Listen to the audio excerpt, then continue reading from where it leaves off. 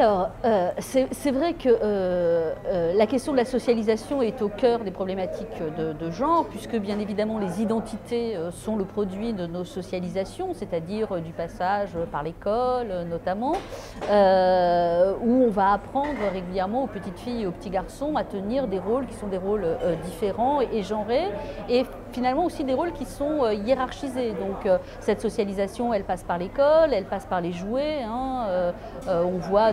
un exemple, c'est vrai, le plus caricatural, c'est peut-être celui des catalogues de jouets qu'on trouve à Noël, qui montrent des rôles bien définis, avec des métiers que possiblement les filles peuvent faire et les garçons peuvent faire. Les garçons prenant des armes, les filles étant plutôt sur des choses autour des travaux domestiques. Et ça, cette socialisation, elle va produire un certain nombre d'effets, d'assignation à des places spécifiques dans la société, qui vont avoir des effets sur les choix des métiers, sur les possibles sociaux que les enfants peuvent envisager. J'ajoute juste qu'effectivement, il y a un certain nombre de mécanismes qui rappellent en permanence aux enfants l'identité de genre qu'ils doivent adopter et que tout écart, toute déviation vis-à-vis de ces normes de genre est sanctionné.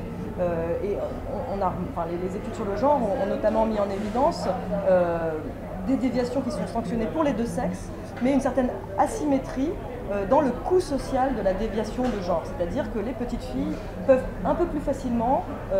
emprunter des rôles masculins, dans la mesure où c'est raisonnable et ça reste dans une certaine limite,